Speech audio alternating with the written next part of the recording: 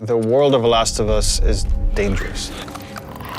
Unless you're living in a protected area, there is something lethal around every corner. Once you venture out of your home, you're in danger. And where we're taking the story and where we're taking Ellie is like each step of the way, she's putting herself in more and more danger to bring these people to justice. I would say that the world, in every sense of the word, is bigger than The Last of Us Part 1. Both in scale and the amount of physical space that exists for you to explore, for you to encounter other people. Yeah, this route has its perks. Our hope is to make every corner a challenge, make every decision hard for Ellie. And so we do that not just in the gameplay you experience, but also in the level design. So part of that is making certain experiences really hostile, be it through weather or through rivers or craggy cliffs or slick snow. But we also use it in terms of how blind the player is. Like, what can they see? How safe do you feel? Can you see a threat coming around the corner? You never know if the bullets in your gun are going to be enough. You never know if you can stop and bandage your arm. You can never fully breathe. And we want you to be in alignment with Ellie, who can never fully breathe when she experiences this trauma. For Jackson specifically, we wanted to make it feel like a very close-knit kind of community that's focused on family, focused on sustainable ways of living. I obviously have the hydroelectric dam generator that's powering the town, so we have electricity in Jackson, which is not something that maybe players would expect to see in the world. But given that we're further in time, we wanted to show that there are certain people dedicated in the world to rebuilding a life that doesn't revolve around killing people and scavenging. As you walk around the town, you can hear kids laughing. You could see people going into restaurants and eating. And it's a very kind of tranquil town. Now, we know there's all these horrible things happening outside the walls, but they've been able to protect the innocence of this town. Jackson, in many ways, represents what is at stake for our characters, a life of peace and relative comfort, a life where you can fall in love, a place where children can play and it's okay. And I think when we were looking at building out Jackson, it's like, okay, how many of those moments can we represent?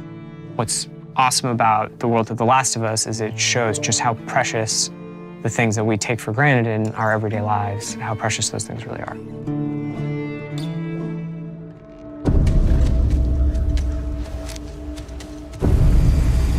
Seattle, compared to Jackson, is very different.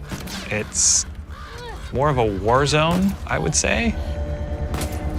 Part of the interesting thing with Seattle or the Pacific Northwest is that there's all this rain and all this foliage and wildlife, and it's this very lush area that if someone were to settle down, it'd be a pretty good place to settle down just as far as the kind of fruit you can scavenge, the animals you can hunt. And then because it is so lush, because it is so teeming with resources, is why there are multiple factions trying to fight over those resources.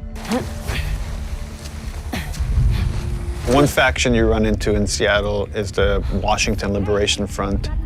When the outbreak happened, the military took some pretty drastic actions and quarantined parts of the country. And this was their way of protecting the population that has survived this horrendous outbreak. And because of that, it led to rise of these resistance groups. And in the first game, we saw the Fireflies. And we heard about other groups, and in this game, we get to see here's another group that rose called the Washington Liberation Front that was able to defeat the army and thereby take over a lot of their equipment. And they're this very militaristic faction.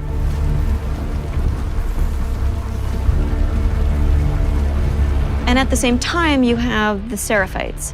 And they're a religious group that also came up out of the outbreak that believed that the pandemic came because of sin. They're trying to reset the world and return it to a better place than it was. In The Last of Us, almost any group that has survived this long has to be dangerous. If you're not dangerous, you're not going to survive. You're going to become someone's victim. And the two factions you run into are both very dangerous. The WLF has a lot of military equipment, that they're able to use the defense area, and they have large numbers, whereas the Seraphites are very quiet and stealthy and able to use the large amount of foliage to their advantage, and they fight more in this kind of guerrilla warfare. How you deal with them is going to be different because they have different language, they different communication style. The scars will whistle to each other with this different language. And they have some of the stuff that you have. You have a bow and arrow, they can hit you with arrows and impale you, and you have to pull the arrow out.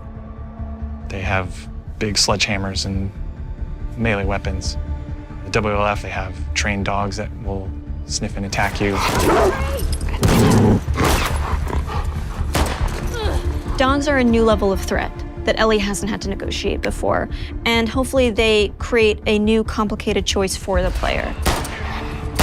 We saw in them an opportunity to challenge people's perceptions of what a combat setup can be. We wanted to find really hard choices. The dogs themselves have names. They're called out by their owners. We wanted every setup to be challenging. That smell. Looks like Infected did this. How many do you think it would take to bring down a moose? Infected are still a threat in this world. We wanted to take first our basic classes that we had in the first game and say, okay, what's different about them now? So we'll have scenarios where way more runners, like we can have hordes sometimes of runners coming after you, and it might be about just escaping because the odds are just overwhelming. You know, this thing just keeps mutating. There's certain evolutions of Infected that you haven't seen before, certain new classes. There's the Shamblers, which kind of have these exploding acid clouds when you get near them. You're running down a hallway and you have to suddenly make a decision like, oh, do I want to take the damage and go through this cloud or find some other route or go back the way I came? And it kind of forces you to, on the fly, kind of make new decisions about how you're going to deal with the threat behind you or potentially in front of you. So again, it's about how do we make fighting against Infected intelligent. So when you come on a space, you're listening to audio cues because different classes will make different sounds. If you just go in guns blazing and throw caution in the wind, you could easily get overwhelmed and regret that strategy.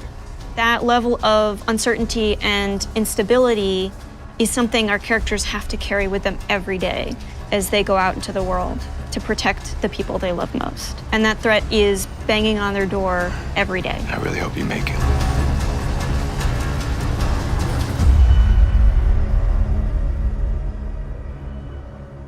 PlayStation